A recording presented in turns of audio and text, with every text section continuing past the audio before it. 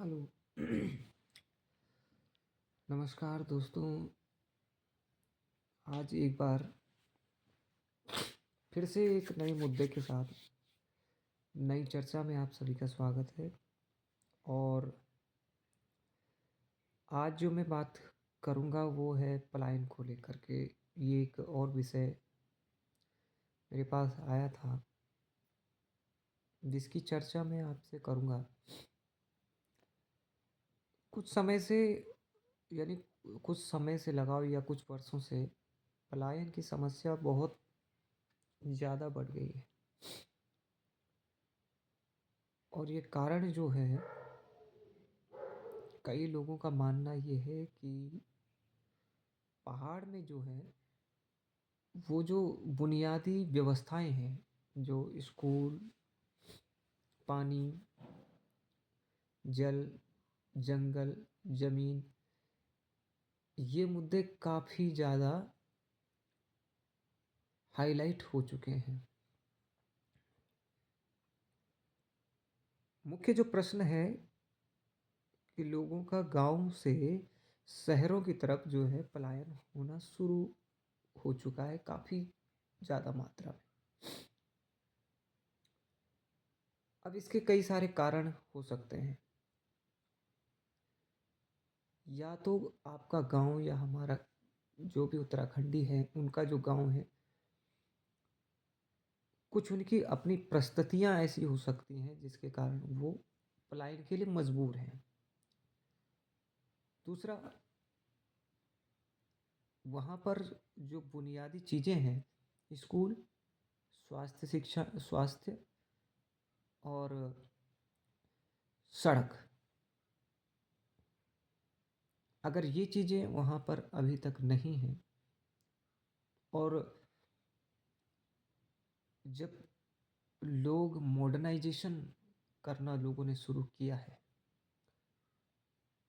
तो हर एक को देख करके स्वयं को ये लगता है कि मैं भी आ, उसके जैसा बनूं, उसके जैसा एजुकेशन लूं, उसके तरीके जैसा मेरा रहना सहना हो, मेरे पास भी ये। खैर, ये चीज़ें मैं बाद में डिस्कस करूंगा। पहले मैं उन समस्याओं को लेकर के सामने आता हूं जो कुछ मुख्य हैं। स्वास्थ्य पहले, कुछ समय पहले न्यूज़ में और यूट्यूब चैनलों पर तमाम पता चला, ये टिहरी गढ़वाल के कुछ इलाके में दो युवतियां जो प्रेग्नेंट थी और उनकी मृत्यु हुई समय पर अस्पताल न पहुंचने के कारण। एक समस्या तो स्वास्थ्य से संबंधित चीज़ें हो सकती हैं। दूसरी चीज़ शिक्षा है, क्योंकि आधुनिकता के इस युग में हर कोई चाहता है कि वो हर किसी से कंपटीशन में आगे रहे, और एक कंपटीशन का ही युग है। तो कोई भी चाहेगा कि वो बेहतर शिक्षा ले, वो चाहे टेक्निकल एजुकेशन हो या किसी और विषय परक नॉलेज को लेना हो, तो वो चीज़ें उन क्षेत्रों में मिलना मुश्किल सा लगता है। फिर अगली जो समस्या है, जो आधुनिकीकरण है, ये मैं अपने हर विषय में रखता हूँ, ये बहुत बढ़ गया है।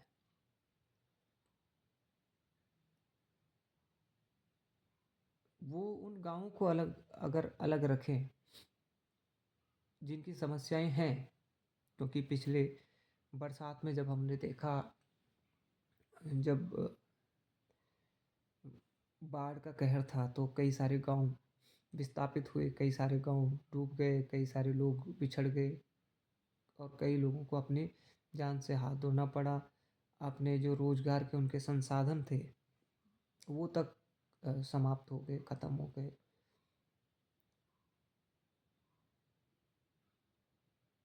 लेकिन वो लोग वहाँ पर रहना चाहते थे, उनका एक रोज़गार था।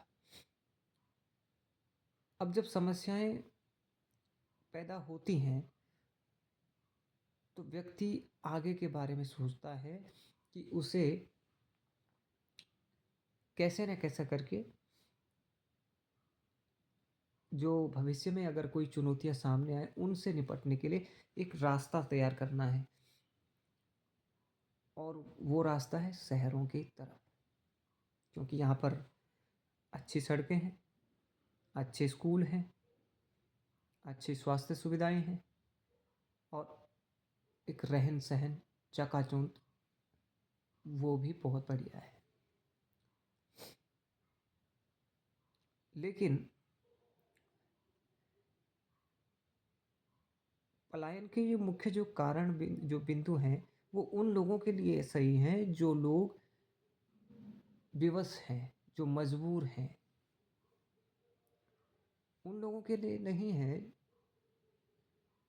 जो अच्छा जिन्हें प्रवेश मिला है, जिनके कनेक्टिविटी रोड से है, हाईवे से है या शहरों से अच्छी तरह से है, लेकिन फिर भी वो जाना चाहते हैं।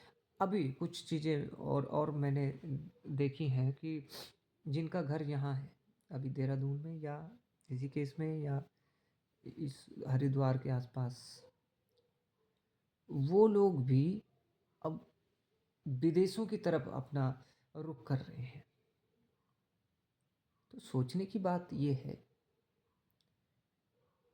कि व्यक्ति की जो मूलभूत आवश्यकताएं हैं और इकोनॉमिक्स के अर्थशास्त्र के मायने से देखा जाए, तो जब हमारी एक आवश्यकता पूर्ण होती है तो दूसरी आवश्यकता पैदा हो जाती है।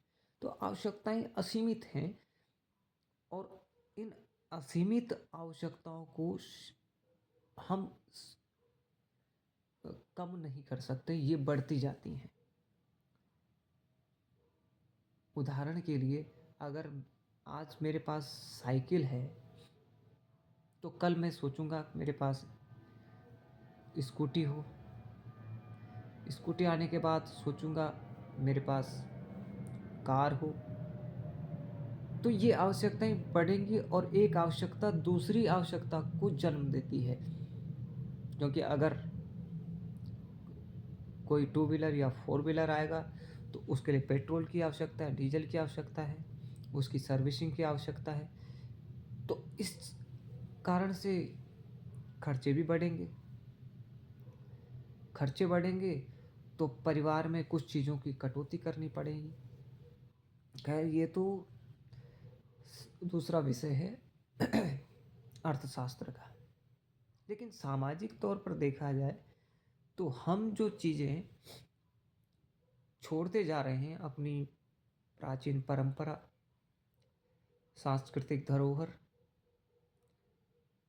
अपने रीति रिवाज, उनको बचाना बहुत मुश्किल है, क्योंकि हर आदमी चाहता है मॉडर्न बनना, मॉडर्नाइजेशन करना। पर ये तरक्की का कोई तरक्की होना अच्छी बात है, तरक्की करना अच्छी बात है, बेहतर बनना अच्छी बात है, समाज के साथ चलना अच्छी बात है। और लेकिन अपनी जो मूलभूत चीज़ें हैं, हमारे जागर हैं, पवाड़े हैं, कथाएं हैं, वार्ताएं हैं, मन्नाण है और रामलीला है, और जो विवाह शादी के जो परंपराएं हैं, वो ख़त्म हो चुकी है। उनको बचाने के लिए, उनकी नए सिरे से उनको बनाने के लिए भी युवाओं को और नए लोगों को एक कोशिश करनी पड़ेगी। तब जाकर ये उत्तराखंड का पहाड़ बच पाएगा। और पलायन की आवश्यकता क्यों हुई? उत्तराखंड क्यों मांग की गई? जब यूकेडी ने अपना जो है उत्तराखंड बनाया, यूकेडी ने उत्तराखंड क्रांति दल जब बना, तो उसने अपने इस सपने में, भविष्य के इस सपने में एक नए उत्तराखंड की कल्पना की थी जो पहाड़ के लिए हो। फिर बाद में इससे उधम सिंह नगर को बाद में जोड़ना पड़ा, ये अलग विषय है, ये इसके बारे में तो अलग से चर्चा होगी। लेकिन ये केवल पहाड़ी राज्य के तौर पर पहचान इसको मिली थी कि एक बहुत शहादतें हुई हैं। वो मुजफ्फरनगर कांड हो, वो खटीमा कांड हो, वो मसूरी कांड हो, वो रवाई कांड हो, यहाँ पर कई लोगों ने अपनी शहादतें दी हैं। और ये उत्तराखंड बना ही शहादतों के ऊपर है। और आज इसकी स्थिति ये है कि यहाँ का युवा अपने ही पहाड़ में अकेला सा महसूस करता है। इसका कारण कि हम पहाड़ में रहना ही नहीं चाहते। वहाँ का वातावरण स्वर्ग जैसा है। स्वर्ग जो है वो पहाड़ों में बसता है। वहाँ की हवा, वहाँ का परिवेश। लेकिन कुछ लोग मजबूर हैं और कुछ लोग शहरों की चकाचौंध के पीछे पागल हैं।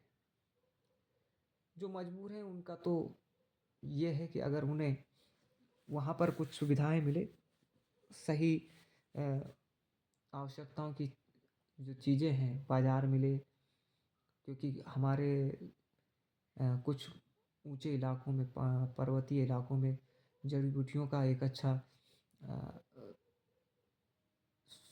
सोर्स है। वहाँ पर जो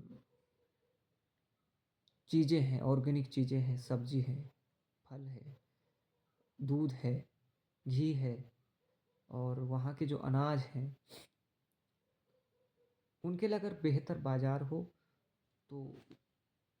अब एक और चीज़ थी कि जब सेब का सीज़न और टमाटर का सीज़न आता है तो एक भाई थे, उनसे बात हुई तो उन्होंने कहा कि हमें यहाँ से अगर मार्केट मिल जाए, क्योंकि उन्हें सामान तोड़ना पड़ता है, फिर टमाटर 2 दिन 3 दिन के बाद वो भी ख़राब होने लगता है, तो उन्हें उसका मूल्य जो है मिल नहीं पाता। और इस कारण से उनकी जितना उनकी लागत है वो लागत उन्हें मिल नहीं पाती, और वो मजबूर हैं उस टमाटर को औने पौने दाम में बेचने के लिए। तो समस्याएं हैं, पर इनका निराकरण भी होना हो करना ये नहीं असंभव है, संभव है। लेकिन यहाँ की जो भौगोलिक परिस्थितियाँ हैं वो इसमें कहीं ना कहीं अड़चन डालती हैं। लेकिन ये कुछ चीज़ें सरकार को और उन चुने हुए विधायकों को भी सोचना पड़ेगा, क्योंकि विजन नहीं है। विजन विकास का एक पहला लक्ष्य है। अगर विजन है तो विकास भी होगा। लेकिन नेता तो कुर्सी के लिए लालायित हैं, उन्हें विजन से नहीं अपनी कुर्सी से मतलब है। लेकिन जब पहाड़ रहेगा तभी तो विधायक भी रहेंगे। और आने वाली जब जनगणना होगी उसके बाद जो सीटों का जो आवंटन होगा, उसमें जब लोग नहीं होंगे तो पहाड़ में कौन सा विधायक रहेगा? हर कोई चाहता है वो देहरादून में रहे। और इसका विकास हो क्यों नहीं पाया? उत्तराखंड गैरसैंण जो राजधानी थी वो बन क्यों नहीं पाई? पलायन का जो मुख्य था कि अगर यहाँ पर राजधानी बने, गैरसैंण में अगर राजधानी बनती है तो उसके बाद जो कल्पना की गई थी उस समय जब दीक्षित आयोग बैठा, उसने अपनी रिपोर्टें दी, कौशिक समिति, उसने अपना अलग से एक व्याख्यान दिया।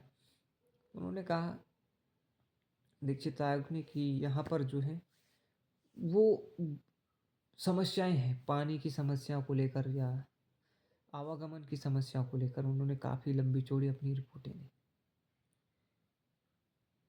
और ये छिपाने वाली बात नहीं है, ये हकीकत है।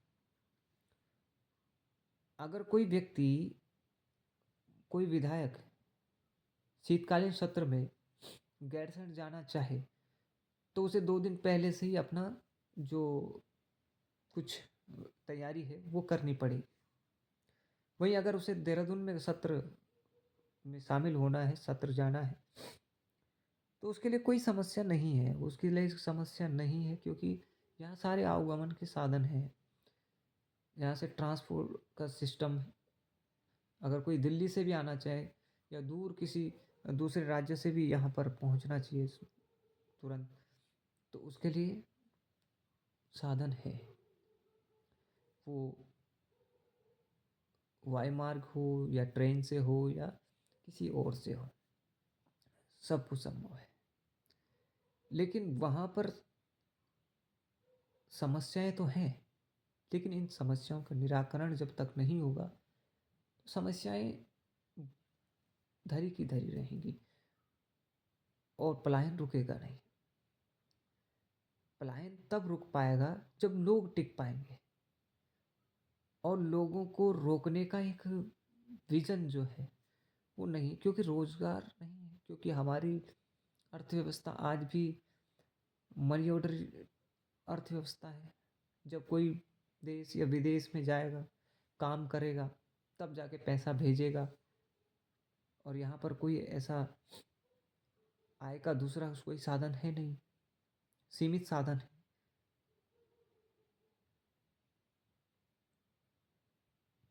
तो विषय गंभीर है, सोचनीय है, लेकिन हर किसी विषय का, किसी भी समस्या का हल है। पहला कि हम दूसरे की देखा देखी ना करें। आज स्कूल बेहतर हैं और अगर हम चाहें अपने बच्चे को बेहतर शिक्षा दे सकते हैं, एक अच्छा समाज बना सकते हैं। पहले व्यक्ति का व्यक्तित्व अच्छा बनना चाहिए, और जो अच्छा व्यक्तित्व होगा, वो अच्छे समाज का निर्माण करेगा। स्कूल केवल एक माध्यम है, वो उसको समाज में रहने लायक एक वातावरण तैयार करने का एक माध्यम है। और आजकल टेक्निकल के इस युग में हर कुछ चीज़ हमें हमारे सिस्टम में मिलती है। तुम्हें क्या पढ़ना है, क्या देखना है, क्या सोचना है, किस विषय में जानकारी लेनी, सब ऑनलाइन है आज के युग में। लेकिन कोई करे तब। और ये केवल ऐसी बातें हैं कि यहीं पर पढ़ाई अच्छी है, वहाँ पर पढ़ाई कर, वो किताब वही है, लेकिन उस ज्ञान को प्राप्त करने की, उस ज्ञान को जानने की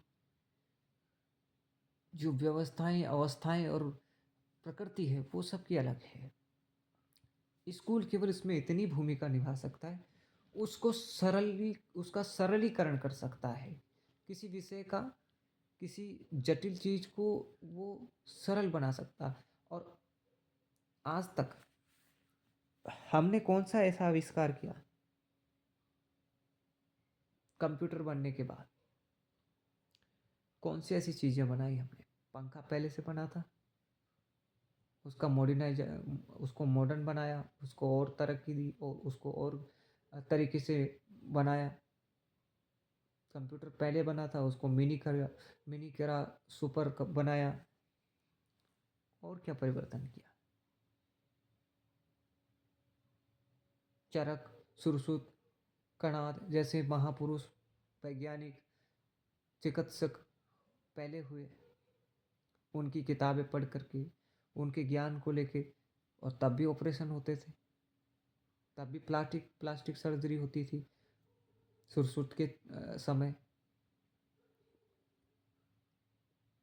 ज्ञान तो हमारे वेद ग्रंथ पुराण और उपनिषदों में भरा पड़ा है, लेकिन उसको समझने की आवश्यकता है, उसको जानने की आवश्यकता है, उसमें शोध की आवश्यकता है, उसमें विचार चर्चा परिचर्चा और गहन अध्ययन की आवश्यकता है। तब जो मंथन निकल के आएगा वो होगा अमृत। तो विषय को ज़्यादा लंबा ना खींचते हुए आगे फिर किसी विषय पर चर्चा करेंगे, ऐसी कोई ज्वलंत मुद्दों पर। तब तक के लिए मुझे दीजिए इजाज़त। जय हिंद, जय उत्तराखंड।